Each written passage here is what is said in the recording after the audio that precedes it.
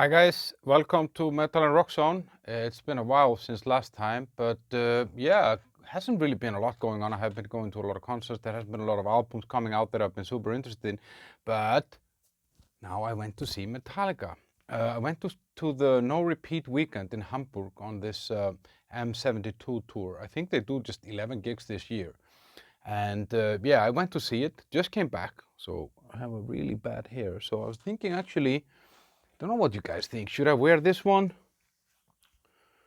So I look like working for fucking Metallica. I don't know. I will wear it. I just that hair thing is not really doing it for me today. So anyway, in this video, what I want to do is that I want to tell you about that concert, how it was, how the band was, how individual members of the bands were, how the song choices were. I want to give you my recommendation if I think you should go and see it in kind of a review. I'm not here to tear down Metallica and tell you that Lars can't drum or that they sold out. I don't, that's not my job, you know, the band can do that themselves, and I'm not here either as a representative of the band can do that themselves, or as a fanboy, even though I'm dressed as one. Well, I am a fanboy, kind of, yeah, I think I will reveal that later, but anyway, first thing first, our social media. You can follow us on Twitter, Instagram, Facebook, and TikTok. That's at Metal and Rock Zone on all these platforms, where we share like shorter videos, different things, photos and stuff that you won't see here on our YouTube. Anyway, Metallica. First of all, is there a bigger band than Metallica in the world? And I'm not sure. I was thinking about it. I went last year, saw Rolling Stones. I've seen U2. I've seen, Slipknot. I went to see Elton John. Don't tell anyone. I went to see him. And I don't think there is any band bigger than Metallica, and that's kind of why, because they changed the game, they changed the metal game, and that's why every time they do something, there is like it's big, it's huge, it's big news. I mean, it doesn't even have to be a big thing that they do, but it's still big news, and then kind of out of the blue, they announced this album late last year, and that kind of leads to this tour, and they announced the gig, and I bought the ticket already in fucking November, and they said that they would have a larger snake bit. They would stream the album as a pre-listening party in cinemas, and blah blah blah. And you can actually see in my video, I did a video about the money that they made, where I estimate that before the album came out, 14th of April this year, they made $200 million. Check that out, guys. So of course it's exciting when it's Metallica. I've seen them a lot of times before, but I felt, I don't know, last year I saw them, there was some kind of renewed energy in the band that I hadn't really detected over the last decade or so while seeing them. So I felt like, okay, they're up to something. And then became the album announcement and all that. So there was no doubt in my mind that I would actually go and check out that gig in Hamburg. I live here in Prague, and you actually can see my Prague Metallica gig review from last year here, but there was somehow, even if it's 7 hours on the train, I was like, okay, this is a simple, trivial decision to make. So I felt there is something kind of in the air, like when I was waiting, and I was kind of excited about this, not really been excited about albums like this, the singles I was excited about and all that. And then the music kind of started dropping. The album, they put out, I think, 4 singles before the album came out, and I was like, the first one, Lux Eterna, I was like, wow, this is it. It kind of almost straight out of Kill Them All somehow, and I was like, that's cool. But then I was a little bit like, oh, I guess they're gonna make like a copy album where they just copy some of their old albums. Like I felt they did a little bit with Death Magnetic and to some extent with Hardwired. And then, so then the other 3, If Darkness Had a Sun, Screaming Suicide, and 72 Seasons, the title song came out as singles. And they were, for me, kind of took a little bit more time to kind of digest. So I was a little bit skeptic. And then the album came out. Of course, I did a review, we can check that out. And I really like this album. I feel that it kind of has its own, it stands on its own. It's not like a copy of anything particular, but obviously, you can hear some, memories of the Black Album. You can hear a little bit of maybe Master of Puppets a little bit, maybe a little bit Kill Them All and Lux Eterna, but some a little bit of Load maybe, but it kind of owns its own space somehow. So that kind of got me even more excited, because I felt like after listening to the album a few times and kind of getting to digest that music, this is good stuff. I'm looking forward to see a band playing new music live, and that doesn't happen very often. Usually when you go and see those bands, you just want to go and see the old standards, like I went to see Udo and Accept, and I just want to see Fart as a Shark, Son of a Bitch, and all these classic metal songs. Iron Maiden, I want to see Run to the Hills, I want to see Number of the Beast, And then I thought, okay, yeah, this is 2 nights. They're actually going to be able to put in the new songs plus all the good stuff. Let's find out. I waited. I bought the tickets on the 30th of November last year, and the gig was now on the 26th of May, the first one, and then the second one on the 28th, Friday, Sunday. And 7 hours on the train. And when I hadn't realized until I came to Hamburg that this wasn't just like 2 gigs in a football stadium. This was kind of a city takeover. They gave us a map of where to go, what to see, pop-up store. There was a Ross Halfin photographer exhibition, more on that later, and where the band actually gate crashed. And there were cafes that they recommended. There was some cover bands playing. There were vinyl stores that they told you to go to and stuff like that. So they kind of just consumed the whole city somehow over this time, and then we came there on a Friday and kind of going through town and seeing all this stuff, and on the way there, like to the gig, it was clear that was the only train that was full, and there was a really nice atmosphere, a lot of kind of bars lining the way from the train station to the stadium, and I met this one guy here that. He thought he was going to go and see Guns N' Roses. Let's check him out. So guys, I'm on my way here to see Metallica, and I ran into this guy here, Stefan. Stefan, are you a big Metallica fan? No, I'm not. Not really? And you thought you were going to see Guns N' Roses here today? I did, yeah. And what's your favorite Metallica song? Stairway to Heaven. Okay, Stefan, you're going to have a lot of fun tonight. Thank you. Yeah, so it turned out that he had told all his friends that he was going to Hamburg to see Guns N' Roses, and they were a little bit surprised because Guns N' Roses hasn't been touring now in Europe, or not yet. I think they're going to. But anyway, the stadium, Volkspark Stadium, that's People's Park Stadium. My German is amazing. I saw a lot of Derek and Harry Klein. These are old German TV series. And I think in a setup like this, with the snake pit in the middle and kind of everyone sitting all around, you can fit in something like 70 to 80,000 people. I was trying to calculate it. I guessed we're around that number. And I've seen the snake pit setup a few times before. I remember in 2009 in Denmark, I saw Metallica. They played like 6 gigs in a row there or something. Then they had the snake pit, but it was just so much smaller. And this was just something else, and I realized when I came into the stadium and I saw the kind of the size of the whole thing and the snake pit and the 8 pillars with the 360 screens around them, then I thought, okay, it makes sense that you want to do 2 shows in one city. It would be super expensive to take all this stuff down, move it, etc., etc.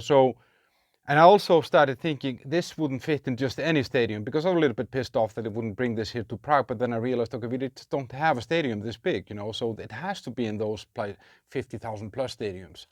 It's been Stade de France in Paris, it's been Johan Cruyff in Amsterdam, and now this Volkspark Stadion in Hamburg. And so when I came, the architects were playing. That was the second kind of opening act on Friday night. This is gig number 1, and it was daylight and half empty kind of. I saw them play 2-3 songs, not bad stuff. I mean, it's not my cup of tea, but it just looked small, and I was like, Jesus Christ, this whole unit is just too big. Metallica's gonna disappear. It's gonna be really, really strange. And yeah, and I was kind of a little bit worried about this. How will this be? Because obviously the daylight was also kind of bluffing me a little bit, and no lights or any effects on. So before I start talking about how the program was on night 1, I want to just ask you to hit the like button here. It would really help this video getting a little bit more exposure. Or you can do it later also, but it's better if you do it now. But stay on, don't just like and leave. Night 1. So they kind of came on with a blast, it's the usual, this Ecstasy of Gold intro that they use from that cowboy movie after they play like a AC/DC song, Long Way to the Top, If You Want to Rock and Roll. And and then the drum kit kind of comes up from the floor on a lift, and they start playing the song, and then he takes over live, and that was really, really cool. And they started with Creeping Death. That was the opening song on night number 1. And that was a great way to start this, because it really got the crowd involved. And but it was also like, yeah, it was daylight, but it was cool to see, you know, Lars was there on his yellow drum kit, and you can see some videos on our channel of this. It was cool stuff. Then they went into Harvester of Sorrow, and then from there into Leper Messiah from Master of Puppets.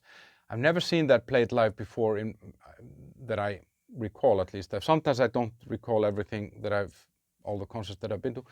And that was super cool, and the crowd fucking loved it. People just went nuts. They played 3 new songs, and I was super excited about that, as I told you before, because I liked the album. They played You Must Burn, If Darkness Had a Son, and 73 Seasons. And I'm actually going to talk a little bit more about all the new songs from the 2 nights in a special. I will talk about that specifically later. You should see now on the screen the full set list from the night, and what I liked, there were some songs there that I was surprised and happy to see, like Welcome Home Sanitarium, Call of Cthulhu, and the version of One that they did there was extremely well executed somehow, with fireworks and stuff like that. And when the drumming started, the lights were blinking. I don't usually like that song very much, so I was very pleasantly surprised about how well that was done.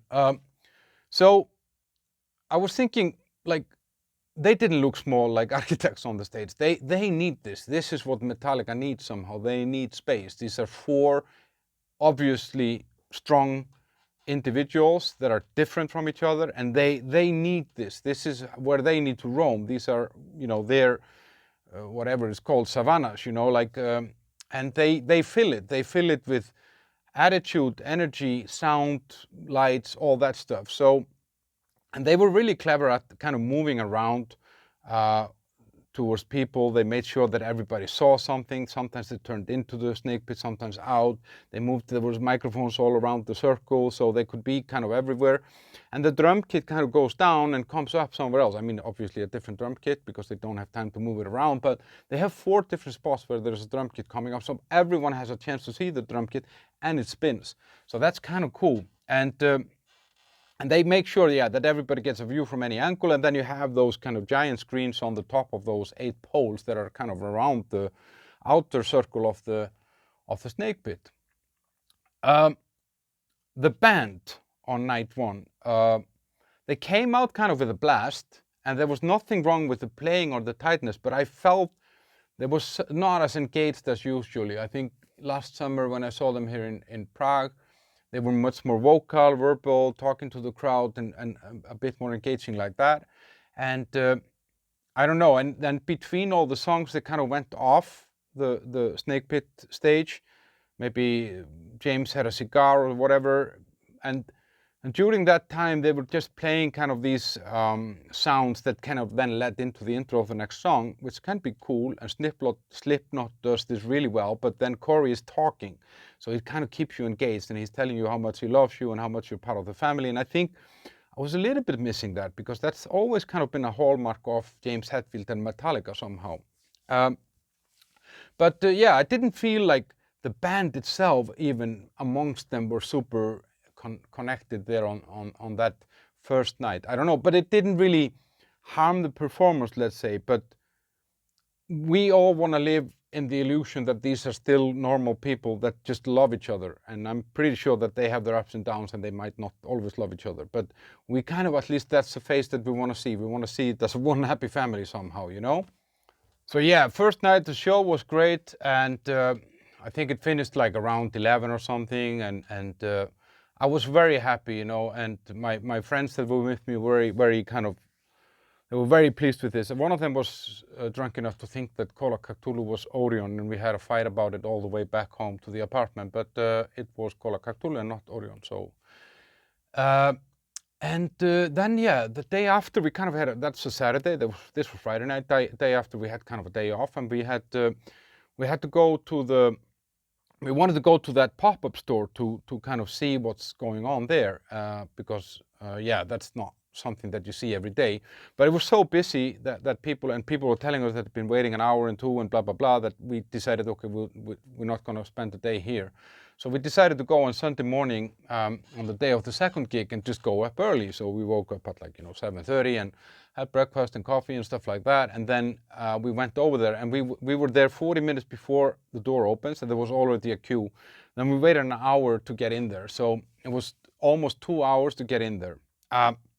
But inside it was super, super cool. And no other band can do this. There is just no other band commercially clever enough and big enough to put on something like this. The staff told me that it's been, and you see some of the footage here, the staff told me that they had been closing like 1.5 to 2 hours later than they planned because there were still people waiting outside. I bought this t-shirt and this hat, and you can actually see here what I bought. Just came from the Metallica pop-up store in Hamburg. It's the M72 World Tour, No Repeat weekend in Hamburg. And I got this gray t-shirt here that has all the gigs on the back, the tour gigs. Black cap with 72 on the front, it's really cool. Metallica on the back here. This was cool, you got like a ticket that you could scan a QR code and see if you'd win a ticket to the Snake Pit at the concert tonight. I didn't win. Kind of a retro Cliff Burton Donington 85 t-shirt. Funnily, actually, Donington, I think, or Download is the next gig that Metallica has after this one here. Ross Halfin book, Black Album, Black and White, pictures and text about the album. Guitar picks in a box, yellow ones. A patch I put on my battle vest from the 72 Seasons. And then this t-shirt here that has the same pictures as the inner sleeve of 72 Seasons. Really cool stuff. 210 euros down the drain. Waited 2 hours to get in there, but worth every fucking penny. Yeah, it's like these little details, like this whole Snake Pit experience, that you could win a trip to the Snake Pit. And I was thinking, we were talking about it, me and my friend in the queue, when we were waiting to get in there, like I was telling him, I wouldn't wait like this for any other band. But it hasn't always been like this. I think during the Napster time, Metallica went through being unpopular, and I guess to some people they are unpopular. Some people don't like them, and I think I have a feeling that the whole Napster thing maybe even put them on the track to say, okay, we need to do even more. We need to do even more for the fans. And then, of course, if you look at it that way, that maybe some of their albums have been kind of questionable quality recently, then you at least need to kind of give people a lot of other stuff, a lot of other good things, whether it's t-shirts, whether it's performances, whether it's a light show, whether it's fire, whatever. So I have a feeling that these guys take that part very, very seriously. I mean, obviously we pay for it, but I'm happy that we do. And I realized during these days that this was not, as I said earlier, just a Metallica pop-up store or something. It was basically a takeover. It's every bar downtown in Hamburg was playing Metallica. There was everywhere you went, there was Metallica. There was Metallica on McDonald's, like whatever. And that was super, super cool. And everyone is walking around in t-shirts or with a baseball cap or whatever. And so you feel that the whole city is kind of involved in this. And that was kind of funny because on that night when we went to the second gig on Sunday, then on the train there, just before we arrived at the arena station, then the taxi driver says Slayer is the best heavy metal band ever. I love that comment. And yeah, but anyway, so it was kind of cool that we had obviously the same seats. We came a little bit earlier. We saw Epica play, and it was cool. But again, you get this feeling. It's super daylighty somehow. They look small on the stage. There is no special effects. It's almost awkward somehow. They look like a teardrop in an ocean somehow, and the ocean is Metallica. What a poetry.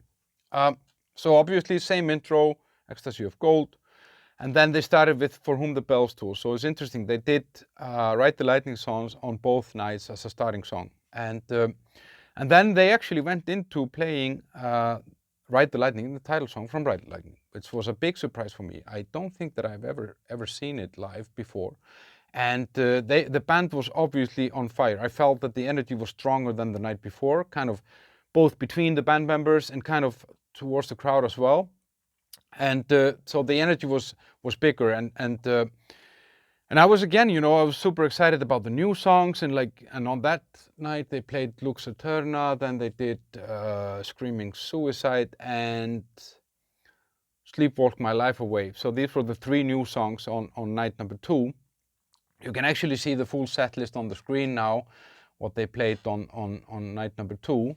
And the kind of pleasant surprises there were Orion. I don't think I've seen that live. I really like Blackened, that was really cool. Sad But True is always really good, and Seek and Destroy. And then they did a really cool kind of bridge between Seek and Destroy and Master of Puppets. And that was funny because there you could kind of see the chemistry in the band a little bit more than you had seen before, because Lars was kind of playing with it. He obviously had to cue them in to when to start, and he was kind of keeping them waiting until they kind of started laughing at him and smiling over to him. And you know, you could see this kind of interplay between them. And then yeah, they ended on Master of Puppets, which was really, really, really cool. And everybody obviously sang along and all that stuff. So on to the individual kind of performances of the band members. If we start with James Hetfield, then I feel like he's kind of better now than he's been for years. I really like how he sings on the new album, and I feel what he has done is that he's really adapted his voice, that it still makes the old songs sound great and cool, but he also has brought something new, some new dynamic into this that I think comes very nicely through on the new album. I mean, it's really great, and he knows also in the songs that he's doing, in those anthems, he knows exactly where to let the crowd take over, and he even thanks them for helping him out singing. And what I like about him is that I feel that everything he does there on the stage, he does 110%. He screams out his lungs, he riffs out his guitar, whatever, you know. If this guy would be bleeding on stage, I'm pretty sure he would continue. And it shines through, and it gives such a personal thing into this. And I think I said it in my review last summer's concert, that they're so human, and he is so human, that you kind of like it. Kirk on guitar, I think this is the best Kirk that I've seen. He's having a lot of fun, and he's making this look so effortless somehow. I mean, I saw the guy doing the solos in really complicated solos, and he could probably do this in his sleep. But I think sometimes in the past he maybe did it in sleep, and it wasn't really cool. But now he's spot on somehow. Rob on the bass, I felt with this setup that he's a little bit lost on the stage somehow, because in the old way, you know, when you just kind of saw them on a stage in front of you, and it wasn't like all this gigantic space, you always noticed him because he was so active where he was. He didn't even necessarily have to move around the stage so much. He was just so much doing stuff in the spot where he was, you know, stamping and moving around. You know all these moves that Rob does, you know. And I felt that gets a little bit lost on this stage, and it almost felt like he was some sort of a side figure, which he's not, because he was singing backing vocals, which was cool. And after the gig, he was thanking the fans. He's super, like, you know, like, he's super much involved. So there is nothing in the performance or anything like that. I just think in this setup, he maybe just needs to learn it a little bit more before it becomes his somehow. I felt that, yeah, the other guys they felt somehow that they were more accustomed to this or whatever, I don't know. And now, Lars. I think that Lars is the business brain behind Metallica, and just for that and what they're doing, from a business perspective, I say here in a t-shirt and a cap from them, he gets all my praise. I just, yeah, they've just taken this now with this 72 seasons, they took this to a different stage. Check out my thing about the money there. It's fascinating. And I'm sure that there are a million things that I'm not aware of that they're making tons of money from and making other people happy for, enjoying the things that they're selling us. On his drumming, I really like the energy that he brings to concerts. I have a feeling that he doesn't necessarily always want to be behind the drum kit. He would like to be out there and screaming and singing or jumping or whatever. He really wants to get out there somehow. On his drumming though, like technique, he kind of, I don't know, he's I feel sometimes that he takes shortcuts, you know, like I read somewhere that he has questionable ways of playing his songs live. And I think I noticed it sometimes, and I think that there were songs like, I think in one of the new songs where I felt that it somehow just went off a little bit. But on the other hand, he is Lars Ulrich. He invented this shit, and he can play it any way he fucking wants. I think that's what we have to accept, and we can have an opinion about it, we can criticize it, but he's not gonna stop because we disagree with it. So I think, yes, he could drum differently, it could sound better, but this is how he does it, and I think it sounds great as well. And he is one of the inventors. And what I liked about this was, yeah, they lifted the drum kit up 4 different places around the snake pit. Super cool. 16 songs, so 4 songs in each spot, and it rotated. Really, really cool. And I thought actually that I was kind of looking forward to see Lux Eterna played live, because I was kind of sure that he would struggle with that. But he didn't actually. Maybe Lars has been practicing a little bit. I don't know. And on that, Lux Eterna, how are the new songs live? That's kind of a thing that I wanted, and I was looking much forward to. As I told you in the beginning, I like the new album, and I was kind of excited because 30 songs, 32 songs with Metallica, they're bound to put in some of the new ones.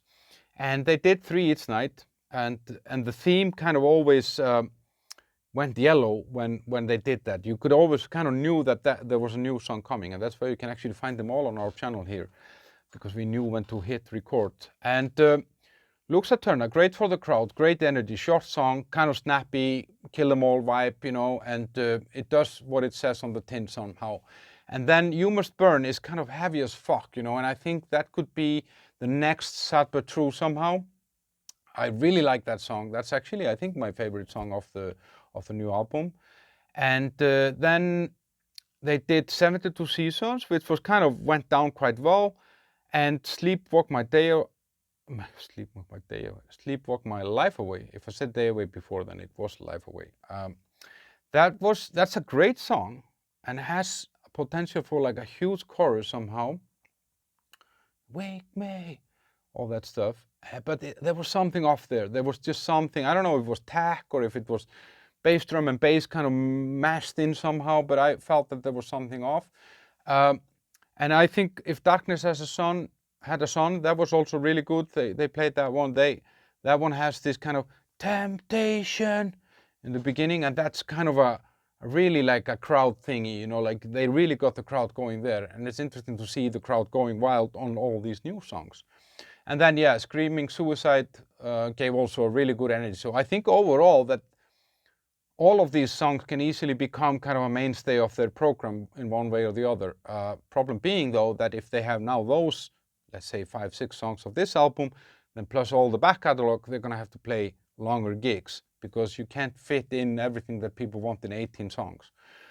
And I think that those songs will become better, because with a lot of those songs that they play live, when they were playing them, I don't know, 20 years ago, or even 25 years ago, they have become better and better and better, because obviously they become routine at playing them, but they also kind of, they get a little bit polished, you know, and they know, okay, this is where we get the crowd, so this is where we crank up the volume, this is what we do, you know. So I think though they will just get better as the further we go.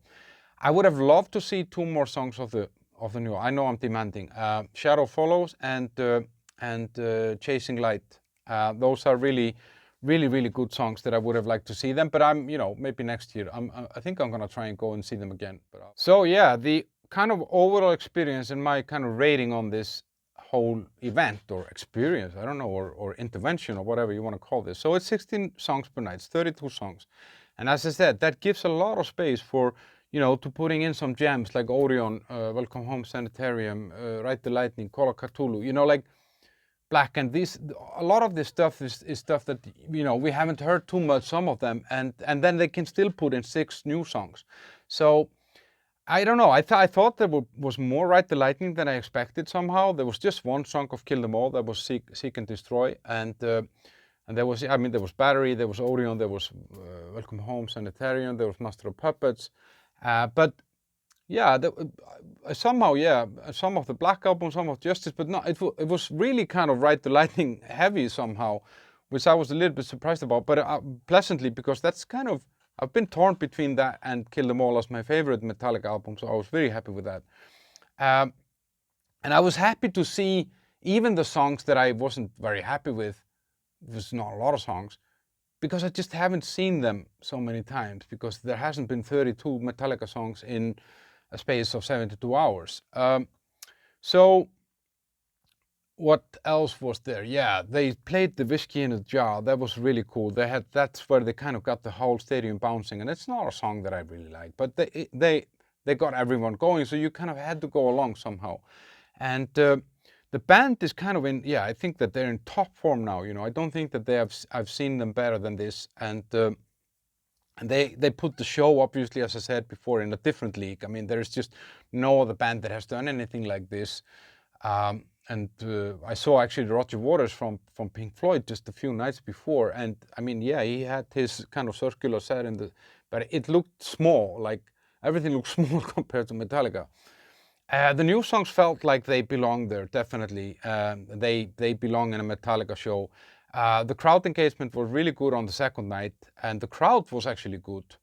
And I like this No Repeat concert because you kind of go, you have the same seat, you meet the same people again, you kind of make mini friends somehow. We were sitting next to a German dentist and his wife, and then some 3 women next to us, and they were chatting with, like it was a nice little kind of community that was there, and you knew the people around you, the characters that were kind of flashy characters around, yeah, I saw this guy on Friday, So that was really, really cool. As I said, the whole commercial part, the pop-up store and all that stuff it's just beyond me, and as an example, and you see that on the screen now, they sent the fucking pre-order the CD with the music from the gig that you were in. They sent it was in my inbox when I came home from the concert, guys. Like, how fucking efficient and organized can you be? I'm gonna buy the CD.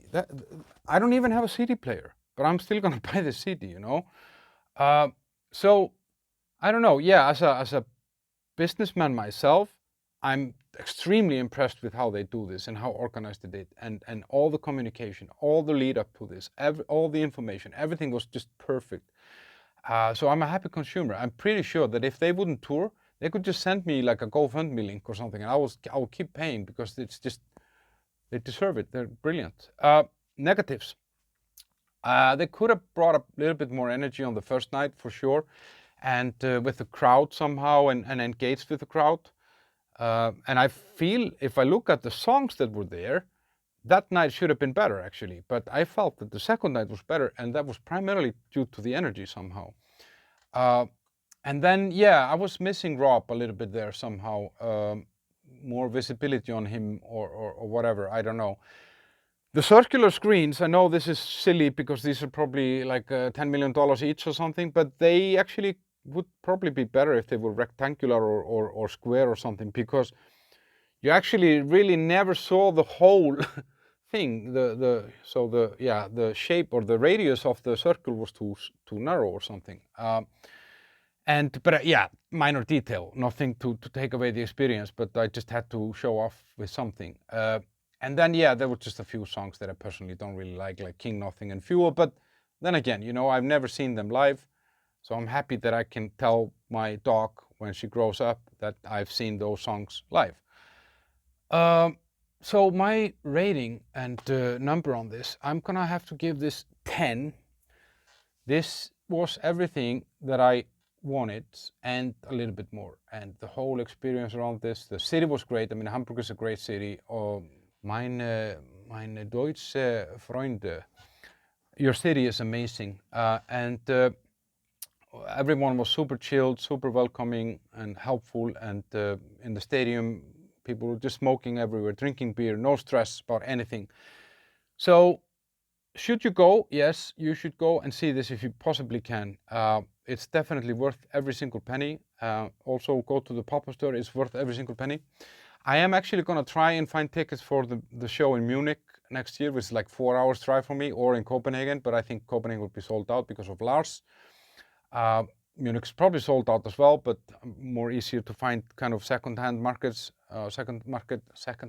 tickets there. But I will go to the snake pit, guys, and that's for sure. I will not go to the grave without having gone to Metallica's snake pit, and preferably on this tour. And I think you should look at that. I know it's expensive. I paid 200 euros. That's like $180 for these tickets for 2 nights. But yeah, I think the experience of being there, and there have been some people telling me how it was, and they said it was fucking amazing. So like, share, comment on this video, and tell me if you have seen them, what was your favorite time, all that stuff. I'm always curious about what people think, and I try to answer every comment because I like talking, as you can see and hear. Take a look at some of the songs. This week, tomorrow night, actually on Tuesday night, I'm going to see Iron Maiden. They're on this, I don't remember what's the Future Past tour. They're just starting that tour. I'm going to see them, and then on Friday I'm going to see Mötley Crüe and Def Leppard. So plenty of stuff coming up, and then Kiss, Pantera, Gojira, and a few others. Stay tuned, guys. Thanks for watching. Have a great day. Bye bye.